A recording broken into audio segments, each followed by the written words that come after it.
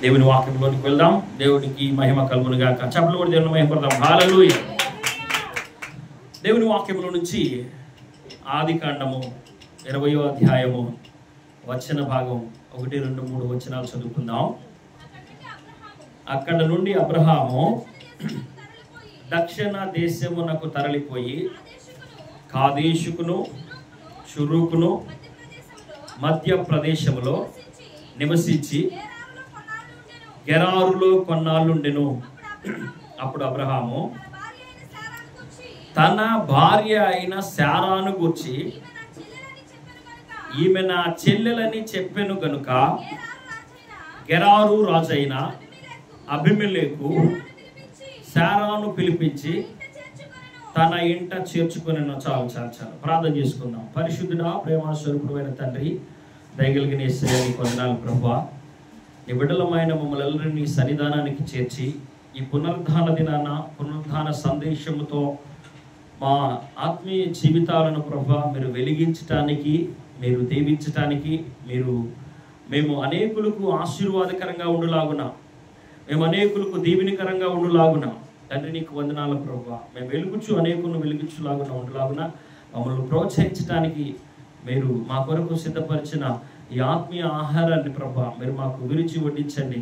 మీరు విరిచి వడ్డిస్తుండగా వినగలిగిన చెవిని, గ్రహించగలిగిన మనసును, అంగీకరించే మంచి మనసును, భుజించే మంచి మనసును మా అందరికి దయచేయమని నీ కృపను కోరుకుంటూ నీ దాసుని నన్ను సిరుచాటును మరుగుపరచమని, నీ నోటి పూరగా నన్ను వాడుకొని నిన్ను నువ్వు మహింపరచుకున్నామని, నేను మహింపరిచే బిడ్డలుగా మమ్మల్ని అందరినీ సిద్ధపరచమని యేసు పరిశుద్ధ నామములో వచ్చున్నాము తండ్రి.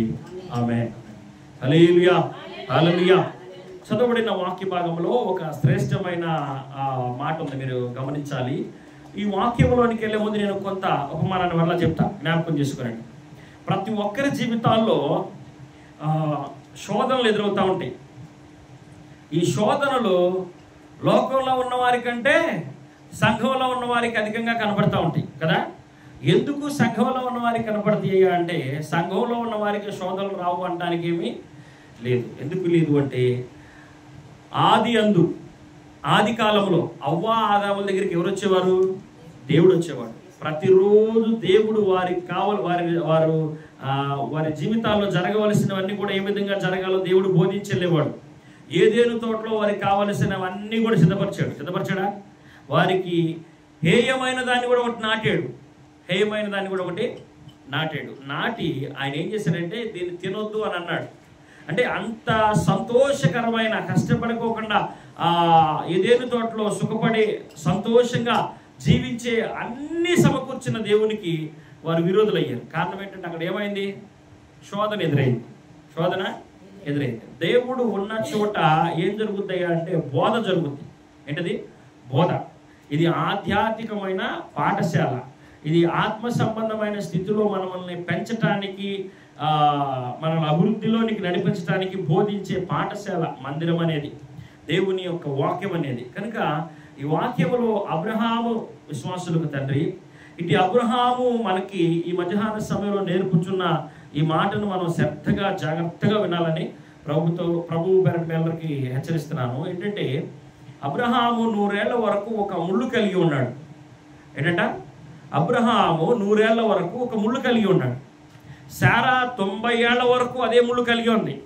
వారి జీవితంలో ఆ ముళ్ళును తీసేసే సమయం పలుమార్లు వచ్చినప్పటికీ అది అంత సమయం ఎందుకు పట్టింది అని మనం జ్ఞాపకం చేసుకుంటే, అబ్రహాము ఈ 20వ అధ్యాయములో తనను తాను దిద్దుబాటు చేసుకున్న పరిస్థితులను మనం గమనించగలం. ఏ విధంగా దిద్దుబాటు చేసుకున్నాడంటే, మనం సహజంగా ఎవరినైనా విశ్వాసులు ఏ విధంగా ఉంటారంటే, మేము పరిశుద్ధులు అనుకుంటారు. ఎవరికి వారు ఏమనుకుంటారు? నేను పరిశుద్ధుణ్ణి, నాలో ఏ దోషమో లేదు, ఏ దోషమో కానరాదు, నేను నిందారహితుణ్ణి అని మన మనసుకు మనం అనుకుంటాం. కానీ 100 సంవత్సరాలు జీవించిన అబ్రహామును కూడా ఏముందంటే పాపం ఉంది. 100 సంవత్సరాలు అబ్రహాము జీవించిన అబ్రహాములో 100 ఏళ్ళప్పుడు కూడా ఏముందంటే పాపం ఉంది. దేవునికి హేయమైనది ఉంది. అది అబ్రహాం ఏం చేశాడంటే గ్రహించలేకపోయాడు. మనం జ్ఞాపకం చేసుకోవాలి. దేవుడు రోజు వచ్చి అబ్రహాంతో మాట్లాడుతూ ఉన్నాడు. దేవుడు అబ్రహాముతో మాట్లాడుతున్నాడు. అబ్రహాము దేవునితో మాట్లాడుతూ ఉన్నాడు. అబ్రహాముని గురించి ఏం చెప్పబడిందంటే అబ్రహాము నా స్నేహితుడు అని చెప్పబడింది. అవునా? నా స్నేహితుడు అని చెప్పబడింది. కనుక అబ్రహాము విశ్వాసులకు తండ్రిగా ఈ సమయంలో మనతో మాట్లాడుతున్న తన అనుభవాన్ని మనం జ్ఞాపకం చేసుకుంటే 20వ అధ్యాయంలో తను దిద్దుబాటు చేసుకునే సమయం వచ్చింది. ఇక్కడ ఈ 20వ అధ్యాయంలో మొట్టమొదటి వచనం నుంచి 2-3 వచనాలు రాయబడిన మాట ఏంటంటే, అబ్రహాము దక్షిణ దేశమునకు బయలుదేరును. చూడండి, చదవండి. అక్కడ నుండి అబ్రహాము దక్షిణ దేశమునకు బయలుదేరును,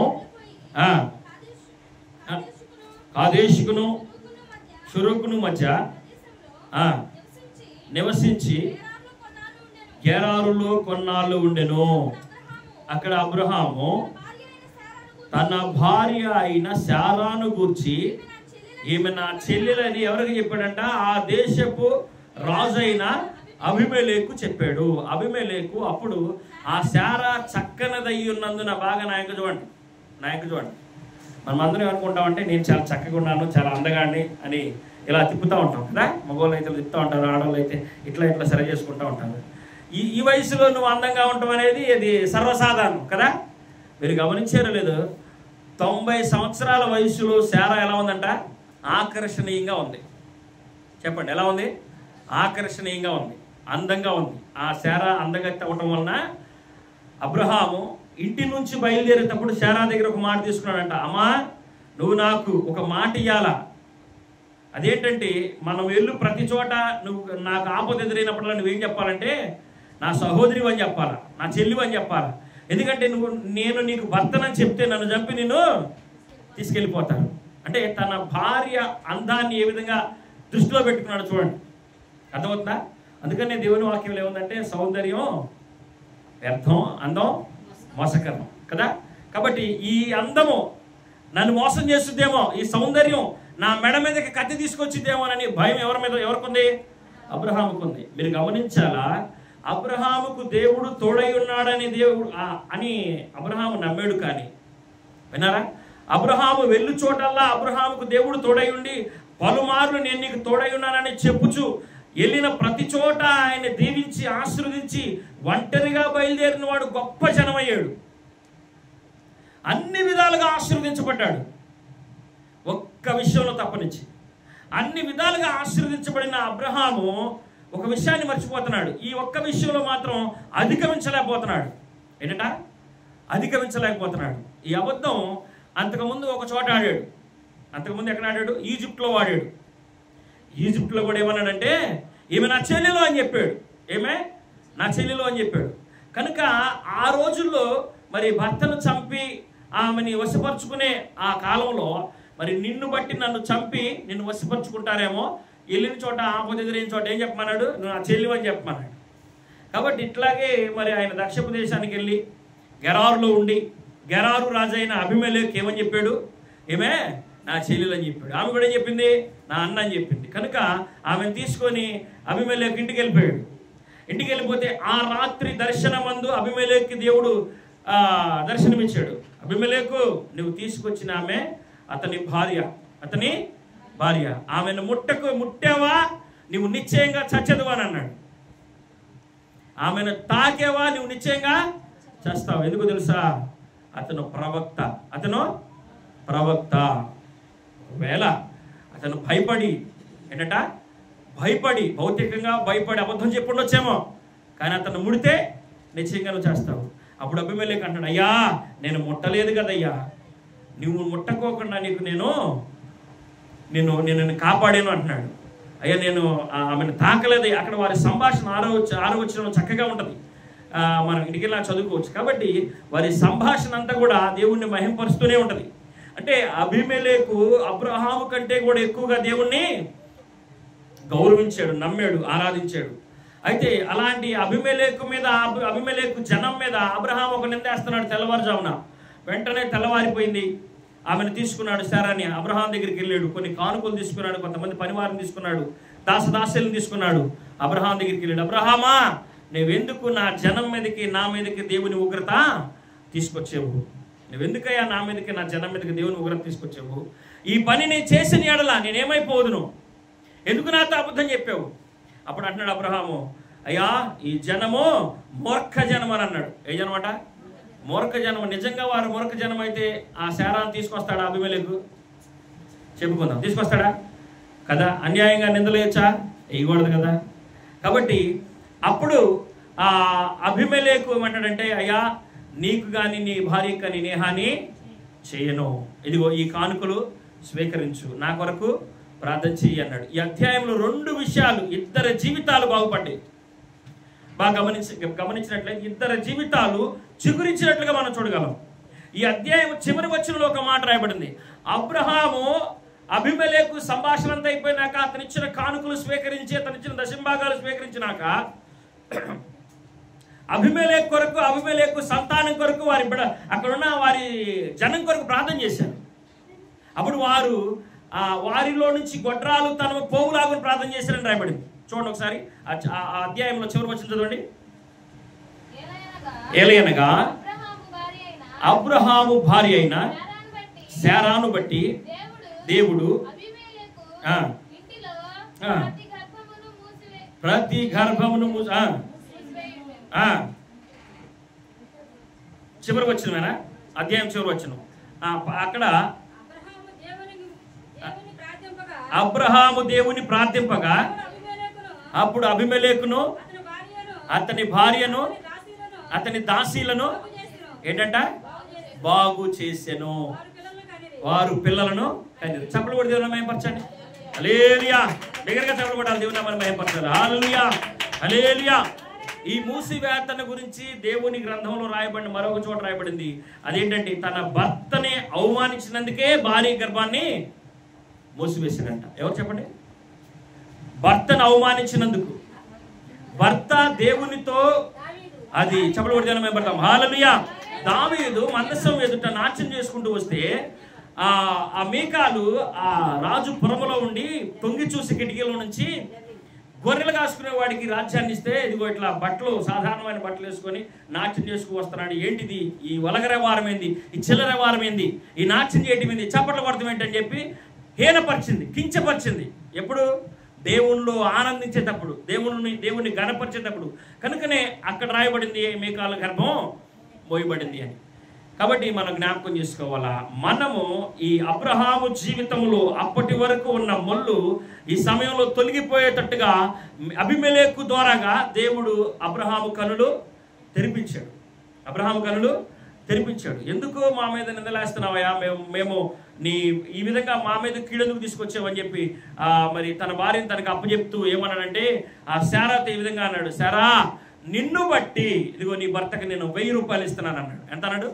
చదవండి అధ్యాయంలో ఆ మాట రాయబడింది. 1000 రూపాయలు ఇస్తున్నాను, ఈ కానుకలు ఇస్తున్నాను, ఇవన్నీ ఇస్తున్నాను అని తను ఆమెను బట్టి, అంటే తీసుకెళ్ళిన దాన్ని బట్టి ఆయన ఎంత పశ్చాత్తాపడ్డాడో మనం చూడగలం.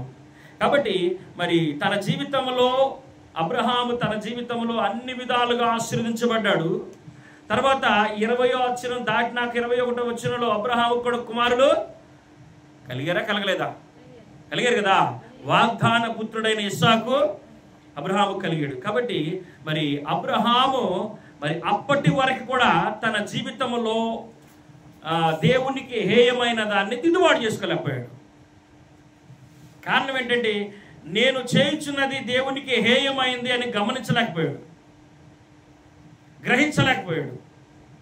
అందుకని ఈ మధ్యాహ్న సమయంలో మనతో మాట్లాడుతున్నాడు అబ్రహాము. ఆయన జీవితాన్ని మనకు జ్ఞాపకం చేస్తూ, ఆయన చేసిన తప్పిదాలను మనకు జ్ఞాపకం చేస్తూ, ఆయన దిద్దుబాటు స్థితిని జ్ఞాపకం చేసుకుని, ఒకవేళ ఇలాంటి స్థితి లేకపోతే అబ్రహాముకి ఇంకా ఇంతకు ముందే కుమారులు కలిగేవారేమో కదా.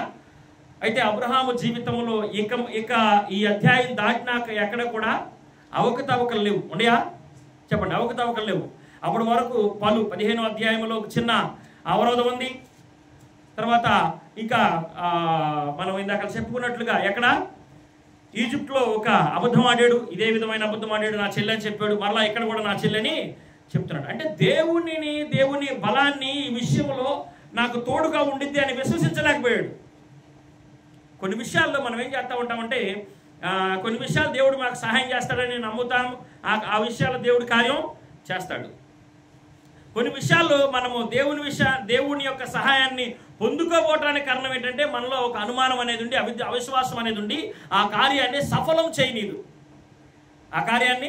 సఫలం చేయనీదు. అబ్రహాముకు దేవుడు తోడై ఉన్నాడా లేడా? ఉన్నాడు కదా.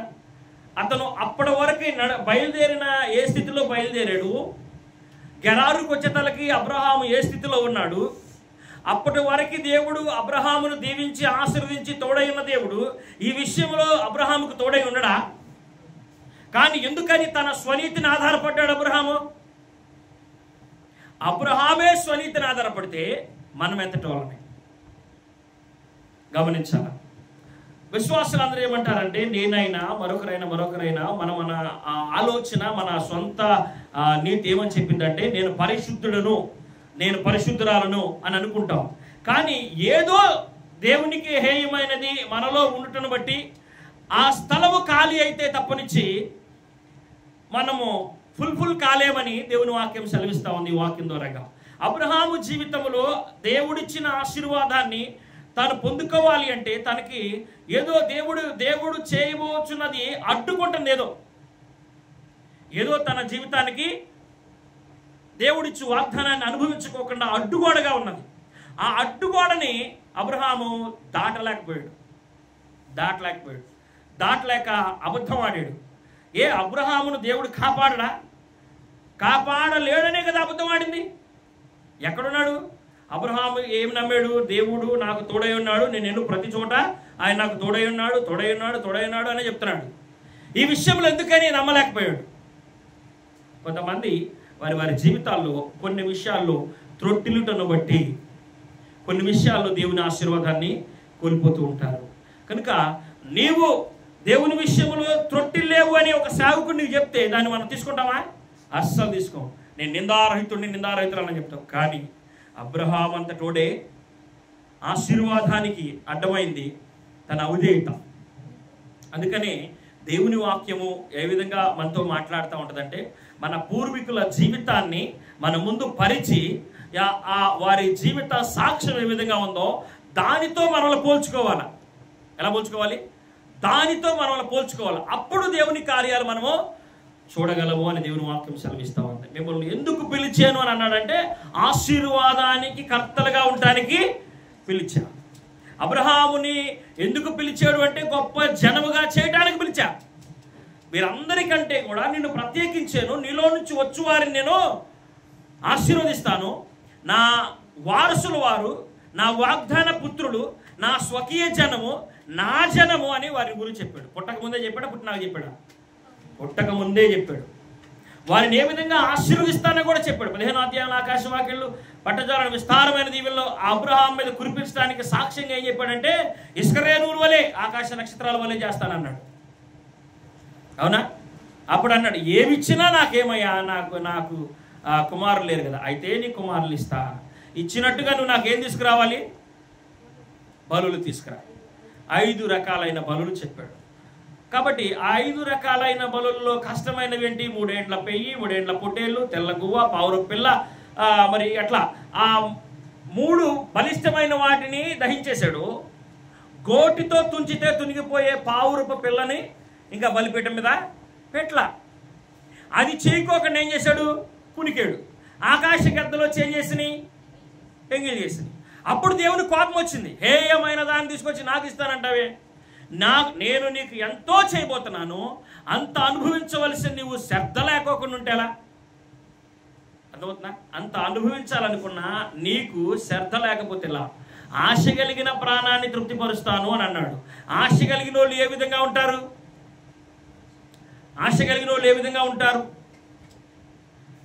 ఆశ కలిగిన వాళ్ళ గురించి ఒక మాట రాయబడింది. ఏమన్నాడంటే, ఆశ కలిగి దాసుడు యజమానుని తట్టు చూస్తాడంట, దాసురాలు తన యజమానురాలు చేతి తట్టు చూసిద్దంట. అవునా? కాబట్టి నీ దేవుని చేతి తట్టు నువ్వు చూస్తున్నావా? అబ్రహాము తన దేవుడైన తన దేవుని చేతి తట్టు అబ్రహాము చూశాడంటే పలుమార్లు కొన్ని విషయాల్లో త్రొట్టిల్లాడు. అబ్రహాము విశ్వాసులకు తండ్రి అయినప్పటికీ అబ్రహాము జీవితము ద్వారాగా మనం నేర్చుకోవలసిన అనేక సత్యాలు, అబ్రహామును దేవుడు ప్రేమించినా కూడా తన లోపాలను మనకి హెచ్చరిస్తూ తన లోపాలను మనకు దిద్దుబాటుగా ఉండటం కోసం రాయించాడు. అవునా? దేవుడు అబ్రహామును ప్రేమించలేదా? నేను అనుకుంటాను నాకంటే ఎక్కువగా ప్రేమించాడు. నాకంటే ఎక్కువగా ప్రేమించిన అబ్రహాము జీవితంలో జరిగిన అవకతవకలనే దేవుడు బైబిల్ గ్రంథంలో చూపిస్తే నా అవకతవకలు చూపించడా? చెప్పండి, చూపిస్తాడా చూపించడా? అబ్రహాము దేవుణ్ణి ఎంతగా నమ్మాడు, ఎంతగా ఆరాధించాడు, ఎంతగా ఘనపరిచాడు. ఈనాటికి కూడా అబ్రహాము ఒక మూల పురుషుడుగాను, అబ్రహాము ఒక శక పురుషుడుగాను, లేకపోతే అబ్రహాముని గురించి ఒక గొప్ప స్థితిలో దేవుడు బైబిల్ గ్రంథంలో ఉంచాడు. అతని పేరునే గొప్ప చేశాడు. అంత దీవించబడిన, అంతగా దేవుణ్ణి అనుసరించి, అంతగా దేవుణ్ణి గణపరిచిన అబ్రహాము జీవితంలో జరిగిన అబద్ధాలను దేవుడు ఏం చేశాడు? రాయించాడు.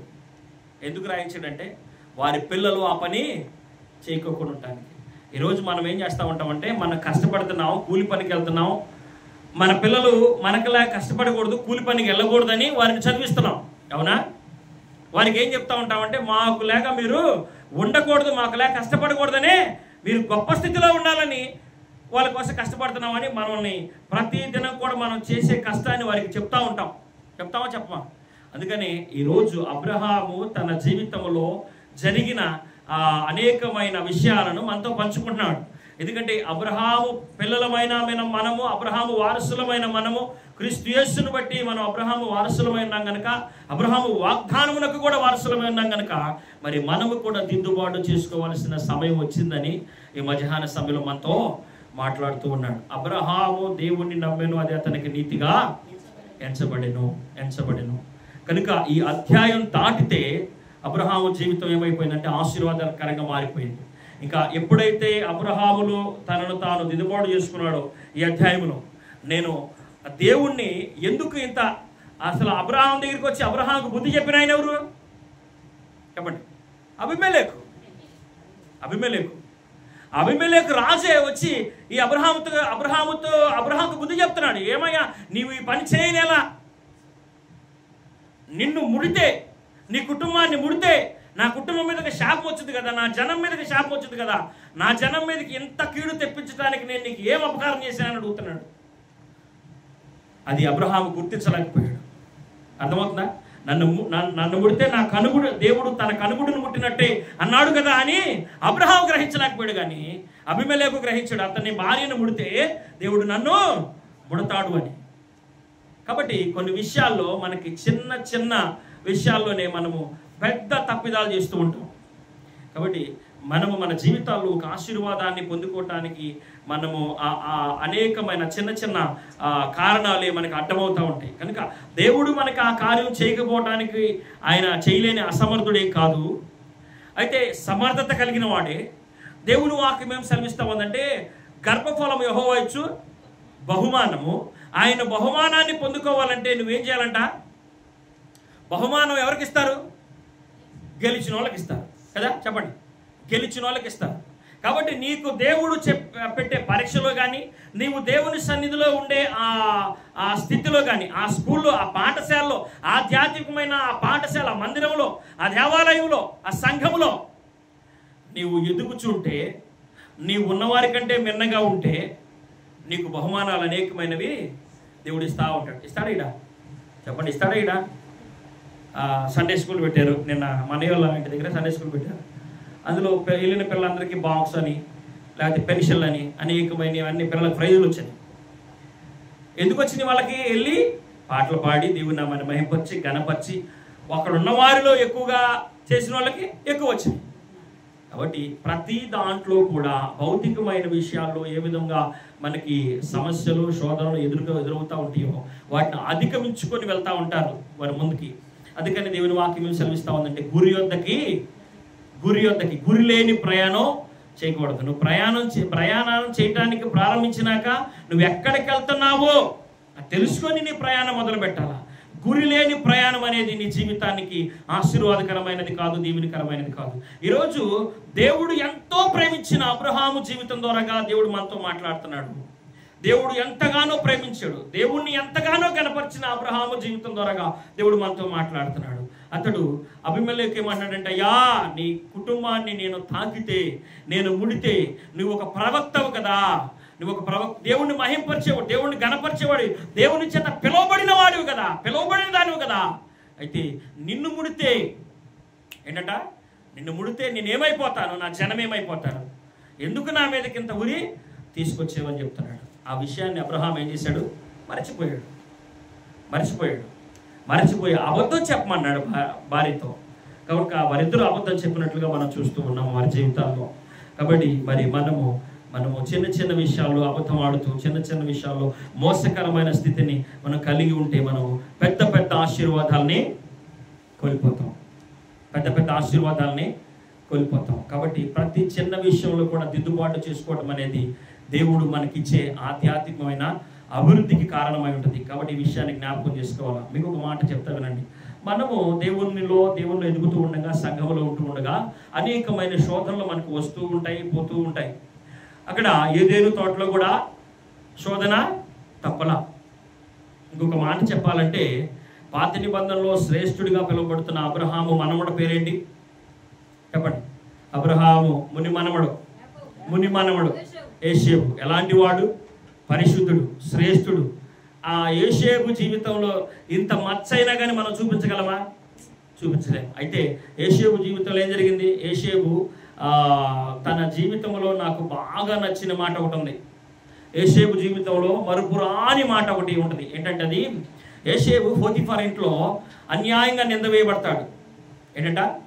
అన్యాయంగా నింద వేయబడి అక్కడి నుంచి చెరసాలకు తరలించబడతాడు. చెరసాలకు తరలించబడిన తర్వాత అక్కడ ఉన్నవారు అడుగుతారు, నీవు ఎక్కడి నుంచి వచ్చేవు? నేను పలానా యూదుడిని. నువ్వు ఎలా వచ్చేవు అని అడుగుతారు. ఎలాగా? ఏమంటాడు? నేను దొంగిలించబడ్డాను అంటాడు. చప్పట్లు కూడా దేవుని మహిమపరచాలి. ఈ మాట ఏం నచ్చిందయ్యా, ఇందులో ఏముంది అని అంటారా? ఇందులో ఒక మర్మం ఉంది. నేను దొంగిలించబడ్డాను అని చెప్పాడు, కానీ అతను ఏమన్నాడు? ఏమి చేయబడ్డాడు?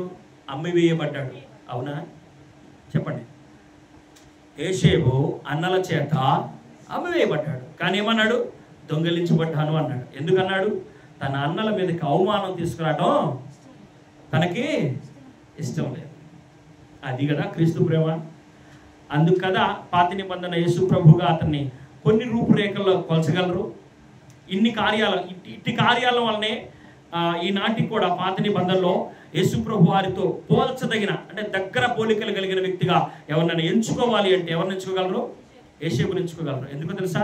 యోసేపు ఎక్కడా కూడా వారి మీద నింద మోపలా, ఎవరికి చెప్పలా. అది కదా కావలసింది. అన్నలు మోసం చేశారు, తృణీకరించారు, గాయపరిచారు, ఇంకా అమ్మివేశారు, తండ్రికి దూరం చేశారు.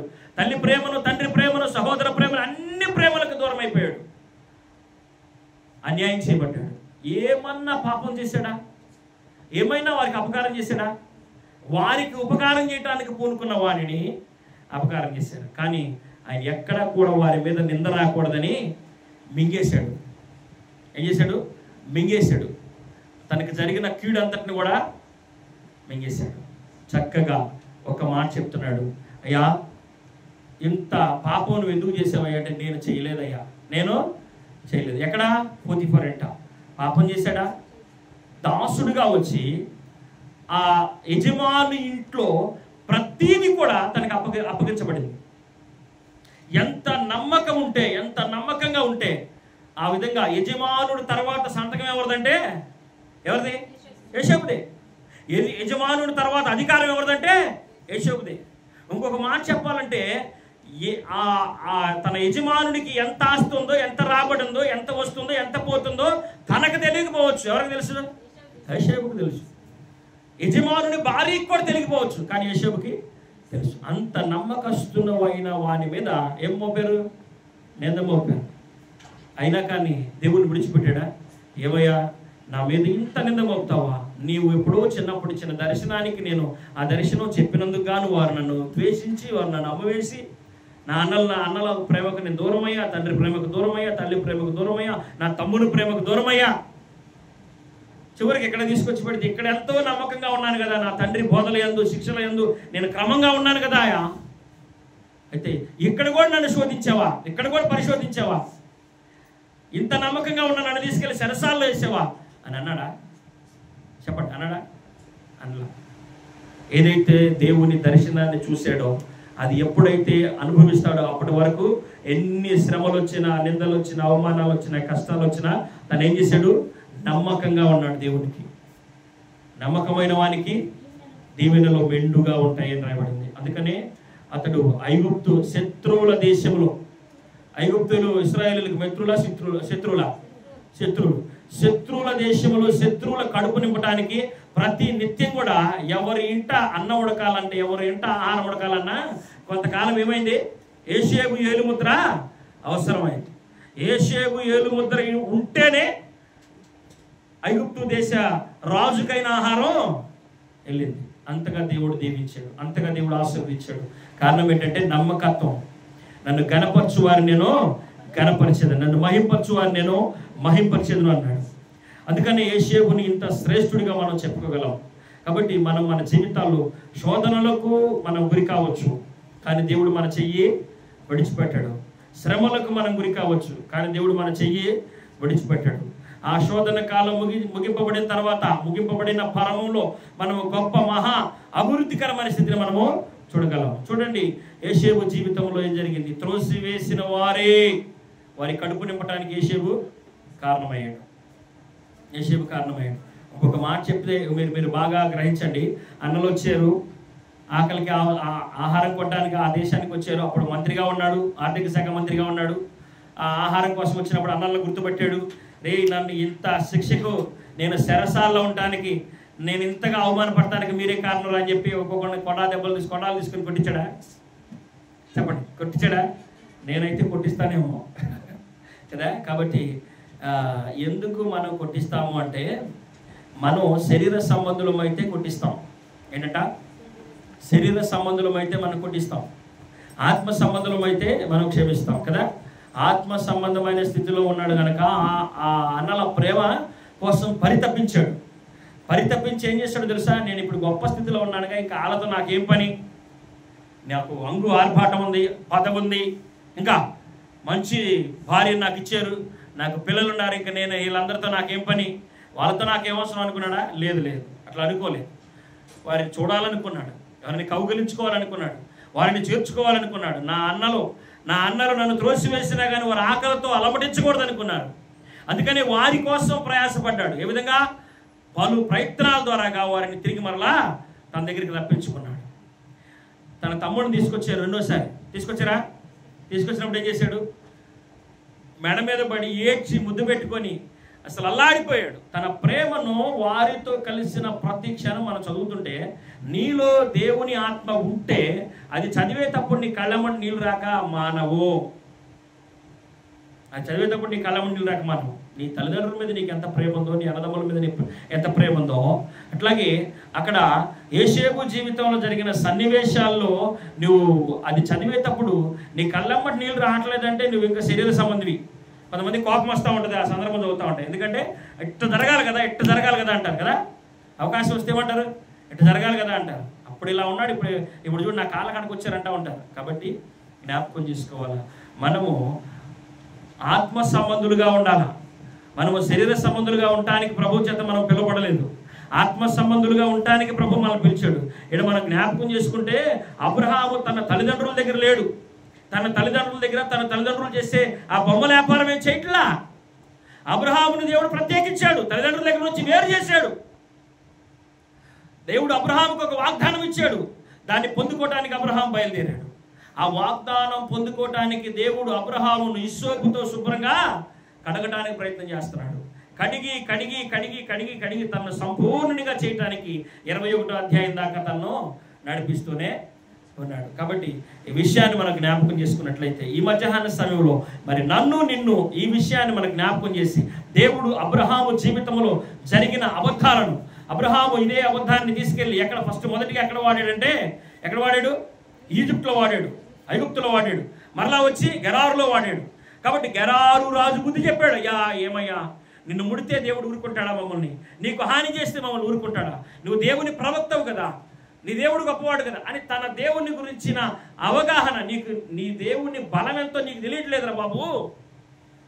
దాని మాటకు అర్థం ఏంటి? అబ్రహామా నాయనా, నీ దేవుని బలము నువ్వు గ్రహించలేకున్నావు, నీ పట్ల నీ దేవుడికున్న కృప, బలము, బాహు ఎంతో గొప్పదయ్యా, నువ్వు దాన్ని తక్కువ అంచనేస్తున్నావు, అందుకనే ఇలాంటి అబద్ధం ఆడేవు, అందుకనే నువ్వు ఇలాంటి అబద్ధం ఆడేవు అని చెప్పి బుద్ధి చెప్పి మరి తనను దిద్దుబాటు చేసుకోవటానికి ఆస్కారం అయ్యాడు. చెప్పలు దేవుని మహిమపడదాం. హల్లెలూయా, హల్లెలూయా. చివరికి ఆ అబీమెలెకు శాపాన్ని తొలగించడానికి ఎవరి ప్రార్థన అవసరమైంది చెప్పాలా? అబ్రహాము ప్రార్థనే అవసరమైంది. అబ్రహాము ప్రార్థించగా అబీమెలెకు కుటుంబాన్ని దేవుడు బాగు చేశాడు అని రాయబడింది. కాబట్టి ఈ మధ్యాహ్న సమయంలో మనము మరి అనేకుల చేత నిందించబడి, హింసించబడి, దూషణలల్లా మన మీదకి చెడ్డ మాటలల్లా వచ్చినప్పుడు మనము ధన్యులము అని జ్ఞాపకం చేసుకొని ఈ శోధనల పర్వములో నేను మునిగిపోవడం దేవుని చిత్తం కాదు. శోధనలు జయించి నేను దేవుణ్ణి కనపరచాలా. ఏ విధంగా జయించాలా? నీ స్వనీతితో కాదు, దేవుని వాక్యంతో జయించాలా. నీ పితరుల జీవితాన్ని సాక్ష్యంగా తీసుకొని జయించాలా. ఏదైనా ఒక నిర్ణయం తీసుకునేటప్పుడు నీకు నువ్వుగా నిర్ణయం తీసుకోవడం కాదు, కానీ వాక్యం చదవాలా, ప్రార్థన చేయాలా.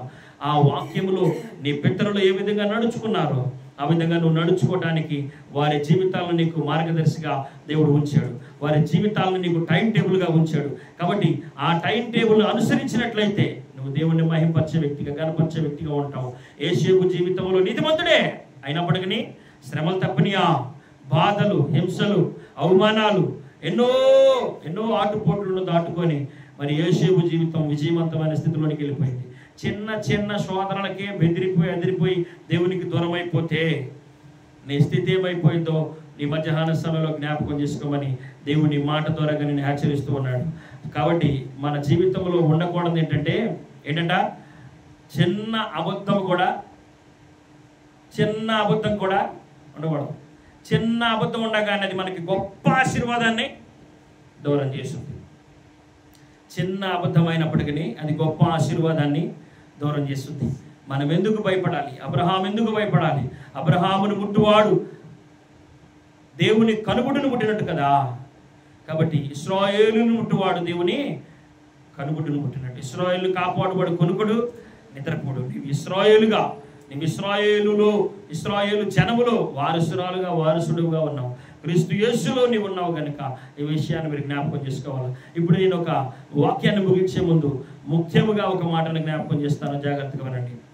ఈ విషయాన్ని ఏంటంటే, ఒక కుటుంబంలో వారు రోజు వండుకునే పాత్ర పాడైపోయి సిల్లులు పడింది. భోజనం వండుకునే పాత్ర ఏమైంది? చిల్లులు పడింది. దానికి ఏదో మగిరమో లేకపోతే మరొకటి పొలంలో అడ్డం పెట్టి అదే పాత్రలో వండుకుంటున్నారు. ఒకరోజు దేవుడు వారిని కష్టాన్ని చూసి వారికి గొప్పగా మంచిగా విలువైన పాత్ర కొనుక్కోవడానికి అవకాశం ఇచ్చాడు. విలువైన పాత్ర కొనుక్కున్నారు. విలువైన పాత్ర కొనుక్కొని కొంతమంది దరిద్రం ఎట్లా ఉంటుందంటే ఆ పాత్రను తీసుకెళ్ళి అటక మీద పెట్టి ఏం చేస్తారు? ఆ పాత్రను తీసుకెళ్ళి మొచ్చ మీద పెట్టి పాత పాత్రలోనే వంట వండడం మొదలు పెడతారు. ఇదేంటంటే దరిద్రం కదా. దేవుడు ఇచ్చిన విలువైన వస్తువుల్ని వాడుకోరు. కాబట్టి నిన్ను ఆ పాత జీవితంలో నుంచి, రోత జీవితంలో నుంచి ఆ పాత్రగా ఉండకోకుండా నిన్ను విలువైన పాత్రగా ఆయన ఏం చేశాడు? మలచలేదా? నీ విలువైన పాత్రగా మలచబడ్డావు. నీవు పాతవి గతించను, సమస్తము నూతనమాయను. ఆ పాత వాటితో నీకు పని లేదు. వాటిని ఏం చేయాలంటే ఆ వచ్చే పాత సామానుడికి ఇవ్వాలి. ఆ పాత రోత లేకుండా పాత సామానుడికి వేస్తే కొంచెం డబ్బులైనా వస్తాయి కదా. కాబట్టి ఈ విషయంలో చాలామంది తమ ఆత్మీయ జీవితాల్లో ఏం చేస్తారంటే, ఎవడైనా క్రీస్తునందున్న ఎడల నూతన సృష్టి, ఇదిగో పాతవి గతించిన సమస్తము నూతనవాయను, క్రొత్త వాయను. నిన్ను క్రొత్తగా దేవుడు చేయాలని ఉద్దేశించాడు. అందుకని ఈ కొత్త పాత్రగా మలిచే విషయంలో ఒక గొప్పగా మనము గుర్తుపెట్టుకోవలసిన వ్యక్తి ఒక అతను ఉన్నాడు. గుర్తుపెట్టుకోండి. ఒక ధనవంతుడు దేవుని దగ్గరికి వచ్చి, అయ్యా నేను నిన్ను వెంబడించాలనుకుంటున్నాను అని అన్నాడు. అవునా? నేను నీ రాజ్యానికి వారసులు అవ్వాలి అనుకుంటున్నాను అన్నాడు. అప్పుడు ఆ ధనవంతుడితో దేవుడు అన్నాడు, అయ్యా నువ్వు ధర్మశాస్త్రాన్ని అనుసరిస్తున్నానన్నావు, అన్ని చేస్తానన్నావు, మంచిదే, చాలా మంచిది.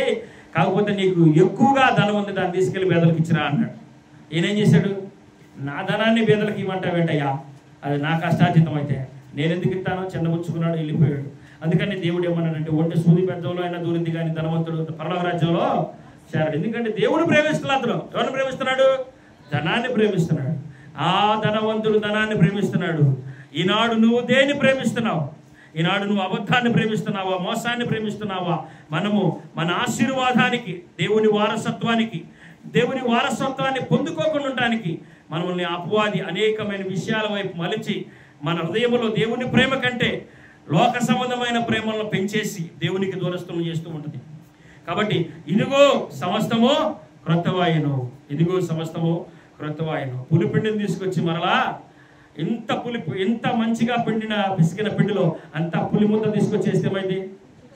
పిండి అంతా పులిసిపోయింది, నీ జీవితం అంతా పులిసిపోయింది. కాబట్టి మరి మనము ఈ మధ్యాహ్న సమయంలో దేవుడు మనతో మాట్లాడుతున్నాడు.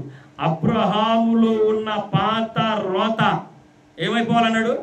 తొలగిపోవాలన్నాడు. తొలగిపోయిందా? తొలగిపోలేదా? వెంటనే 21వ అధ్యాయంలో మనం గమనించినట్లయితే అబ్రహాంకి ఏం పుట్టారు? ఇస్సాకు పుట్టాడు. ఇది మనం జ్ఞాపకం చేసుకుంటే మనకు వచ్చి ముందుకెళ్ళినట్లయితే ఇస్సాకులో కూడా మరొక పాత రోత ఏంటంటే వాగ్దానము చేత పుట్టిన పుత్రుడు ఎవరు? ఇస్సాకు. వాగ్దానము చేత కాక శరీర సంబంధమైన కుమారుడు ఎవరు? ఇష్మాయేలు. దేవుడు ఇష్మాయేల్ని ఏం చేయమన్నాడు? సర్దుకోమన్నాడు. దేవుడు ఇష్మాయేల్ని సర్దుకో బాబు. శారా చెప్పింది, బాబు నాకు ఆగరు కుమారుని పంపించేయి. వాళ్ళు ఉండడానికి లేదు. వారెవరు? శరీర సంబంధులు. ఒక మాట చెప్పాలంటే ఏమి వల్లే కదా ఆ శరీర సంబంధమైన కార్యం జరిగింది. కాబట్టి జ్ఞాపకం చేసుకుందాం. అబ్రహాము శరీర సంబంధి అయిన, ప్రకృతి సంబంధి అయిన ఆ వ్యక్తిని దూరపరిచాడు. దేవుడు చెప్పినట్లుగా దేవుని మాటకు లోబడి ఆ ఇస్సాకును దేవుని కొరకు పెంచాడు. వాగ్దానములో విస్తారమైన ఆశీర్వాదాన్ని ఇవ్వడానికి వారిని కూడా దీవించాడు, ఆశీర్వదించాడు.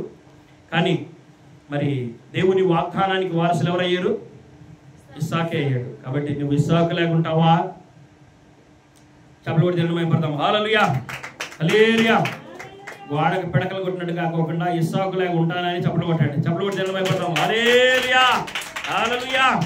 కాబట్టి మరి నువ్వు ఇస్సాకు లేక ఆశీర్వదించబడాలని, నువ్వు యేషేబు లేక దీవించబడాలని, దేవుడి మధ్యాహ్న సమయంలో అబ్రహాము లేక దిద్దుబాటు చేసుకోవాలని ప్రభు ఈ వాక్యాన్ని మనతో మాట్లాడాడు. అబ్రహాం అంతటి ఓడే దేవుని గద్దింపుకు లోబడి దిద్దుబాటు చేసుకున్నాడా? కాబట్టి మరి తన పని తాను చేయటానికి పూనుకొని దేవుడు మరి నన్ను ఆశీర్వదించాడు. నేను ఎవరిని ఆశీర్వదిస్తే వారు ఆశీర్వదించబడతారు. వెంటనే పని ప్రారంభించాడా? వెంటనే అబీమెలెకు గురించి, అబీమెలెకు కుటుంబం గురించి, అబీమెలెకు జనం గురించి ప్రార్థన చేశాడు. వారికి ఉన్న నిందను తొలగించాడు, వారిలో ఉన్న అవిధేయతను తొలగించాడు, వారిలో ఉన్న శాపాన్ని తొలగించాడు ప్రార్థన చేసి. కాబట్టి నీవు నీ కుటుంబంలో ఉన్న అవిధేయతను తొలగించాలా? మొట్టమొదటి ఏం చేయాలంటే నీకు దేవుడిచ్చే బలము, నిన్ను నీ పక్షంగా దేవుడు ఎంత బలమైన కార్యం చేయాలనుకుంటున్నాడో అది గ్రహించాలా. మొట్టమొదటిగా గ్రహించాలని. తర్వాత నీవు చేయాల్సిన పని ఏంటంటే నీ కుటుంబంలో ఉన్న పాపం అంతా కూడా పారదొలిపడేయాలి. అబీమెలెకు కుటుంబంలో ఉన్న శాపాన్ని అబ్రహాము ప్రార్థన చేసి పారదొలేశాడు. అట్లాగే నీ కుటుంబంలో ఉన్న తండ్రి, తల్లి, అన్నదమ్ములు, అక్క చెల్లెలు, బంధుమిత్రులు, రక్త సంబంధికులు, భర్త, పిల్లలు, అందరి విషయాల్లో నువ్వు వారి కొరకు ప్రార్థన చేయాలా. వారి పాపం తొలగిపోవాలా, వారి శాపం తొలగిపోవాలా. ఎప్పుడు తొలగిపోయింది, ఎప్పుడు ఆ కార్యం జరిగింది అంటే ముందు నిన్ను నువ్వేం చేసుకోవాలా? చక్కగా నిలబడాలా. బండ మీద కట్టిన సంఘం వలె, బండ మీద కట్టబడిన ఇంటి వలె నువ్వు నిలబడాలా. అప్పుడు నీ నోటి నుంచి వచ్చు ప్రతి మాటను కూడా దేవుడు ఆమేన్, ఆమేన్, ఆమేన్ అంటాడు. ఆమేన్ అంటాడు. నీవు అనేకులకు ఆశీర్వాదకరంగా ఉండటానికి నేను నిన్ను పిలిచానన్నాడు. అనేకులకు దీవెనకరంగా ఉండటానికి నేను పిలిచానన్నాడు. కాబట్టి ఈ విషయాన్ని మనం జ్ఞాపకం చేసుకుందాం. మనము అనేక పర్యాయములు, అనేక విషయాల్లో దేవుని ఆశీర్వాదాన్ని మనం కోల్పోయి ఉండొచ్చేమో, దేవుని కాపుదలను మనం కోల్పోయి ఉండొచ్చేమో. మన కుటుంబంలో, మన రక్త సంబంధికులు, మన శ్రేయభిలాషులు, మన మిత్రులు, స్నేహితులు దేవుని కోపానికి గురి కాకోకుండా వారి కొరకు ప్రార్థన చేసే గొప్ప అవకాశం దేవుడు మనకి ఇచ్చాడు కనుక, వారిని రక్షించే గొప్ప అవకాశం దేవుడు మనకి ఇచ్చాడు కనుక, మన మీద ఉంచిన దేవుని భారాన్ని, దేవుని యొక్క పనిని మనం చేయటానికి మనవల్ల మనం సరి చేసుకొని, మనవల్ల మనం నిలబెట్టుకొని, మన ఆత్మీయ జీవితాన్ని మనం చక్కగా కట్టుకొని మనం మన కుటుంబాలు కట్టుకోవడానికి ప్రభు సహాయం చేయను గాక. ఆమేన్, హల్లెలూయా. వేదాంతం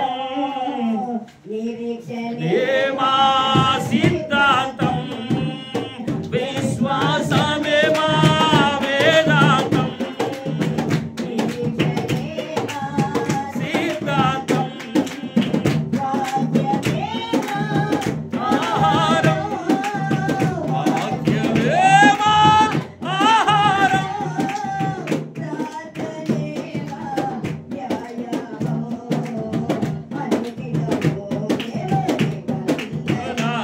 జనులం మేము నిబంధన జనులం,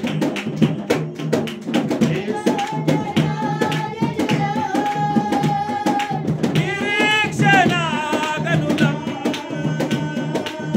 గనుడకు యేసుని సిలువ రక్తపు సంబంధులం, మేము నిబంధన జనులం, మేము నిబంధన జనులం. వచ్చును ఇంకా కొంతకాలము మోక్షమందు చేరెదను, యేసురాజు వచ్చును ఇంకా కొంతకాలమే మోక్షమందు చేరెదను. నిబంధన నిరీక్షణ గనులం, గనుడకు యేసుని సిలువ రక్తపు సంబంధులం, మేము నిబంధన జనులం, మేము నిబంధన జనులం. వారసులం మేము ఐగుప్తు దాటిన అనేకులం, అబ్రాహాము నీతికి వారసులం మేము ఐగుప్తు దాటిన అనేకులం. మోసే బడిలో బాలులము, మోసే బడిలో యేసయ్య బడిలో ప్రియపుత్రులం, మేము నిబంధన జనులం, మేము నిబంధన జనులం. వచ్చును ఇంకా కొంతకాలమే మోక్షమందు చేరెదను, మోక్షమందు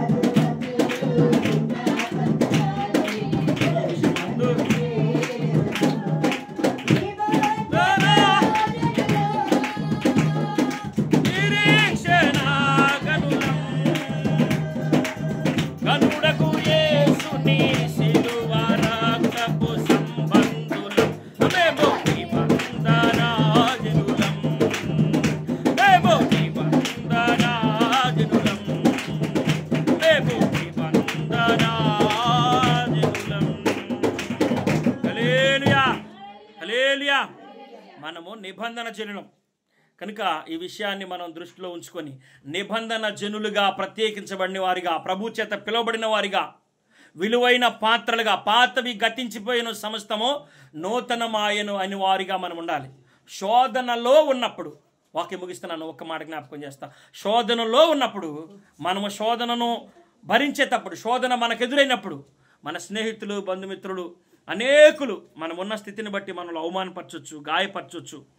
ఒక మాట, చిన్న మాట, ఒక గొప్ప మహాభక్తుని జీవితంలో జరిగిన చిన్న మాటను మనం జ్ఞాపకం చేసుకుంటే, ఏబు తన జీవితంలో శ్రమను అనుభవించేటప్పుడు తన స్నేహితులు చేయమన్నా తెలుసా?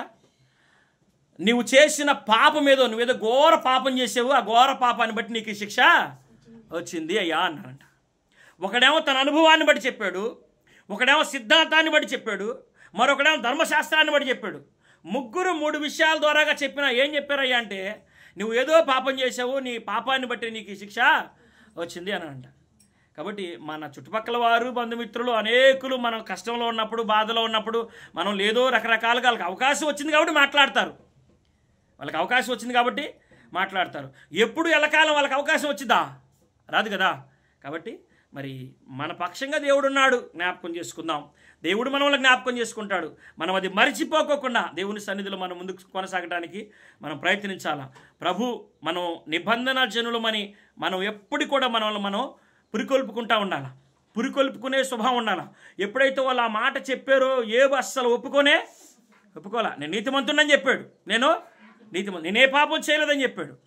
కాబట్టి మనం ఏం చేయాలంటే పురికొల్పుకునే స్థితిలో ఉండాలి. ఒకటి పరిశీలన చేసుకునే స్థితిలో కూడా ఉండాలి.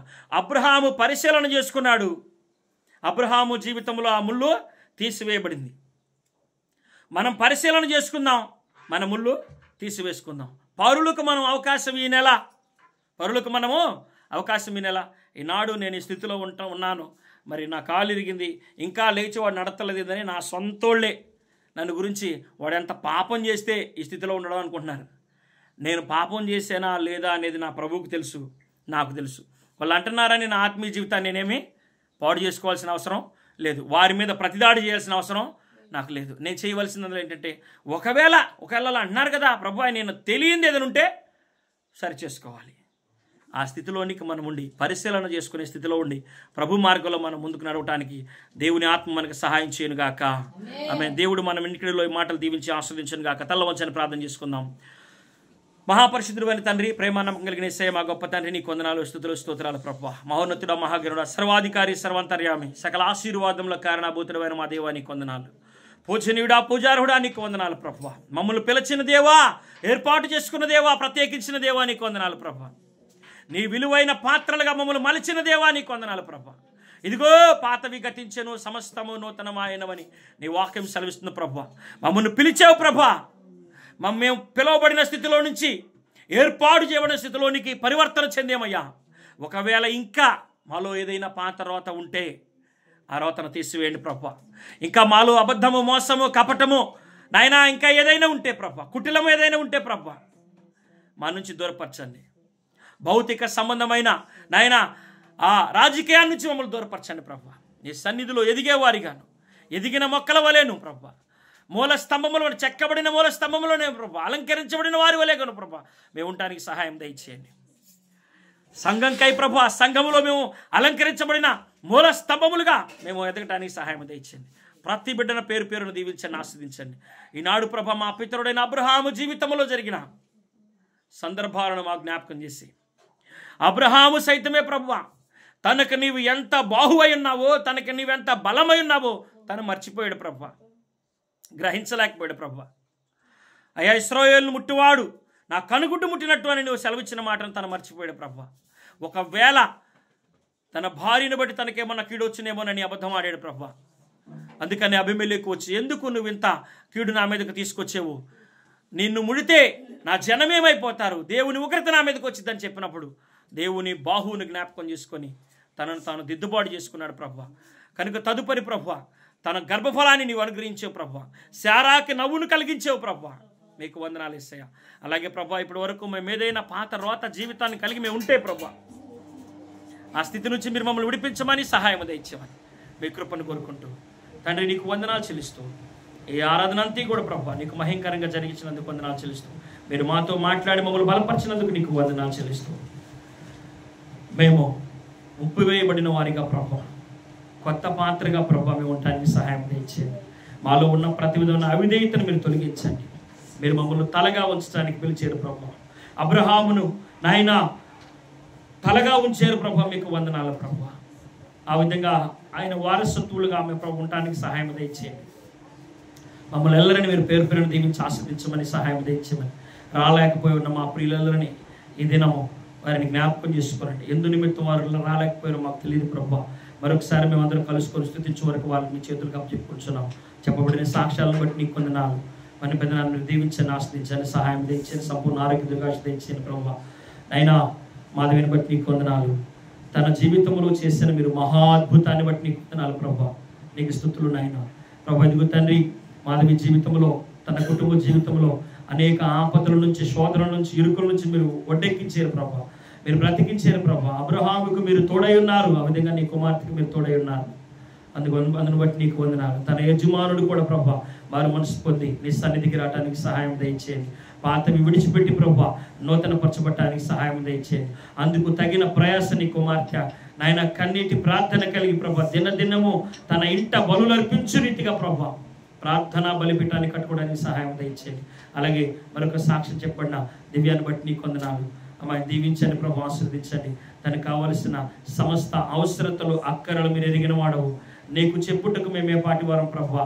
ఈనాటి అవసరతే మాకు తెలుసు కానీ ప్రభా రేపటి నాయన మా రాబో కాలం మాకు ఏమేమి కావాలో సమస్తం ఎరిగిన వాడము నీవు ప్రభా. నీ కుమార్తె అక్కలను మీరు తీర్చి నేను నువ్వు మహింపరచుకునండి, సహాయం దయచేయండి. తన తండ్రిని బట్టి నీకు వందనాలు, మీరు బట్టి స్వస్థపరచండి ప్రభా.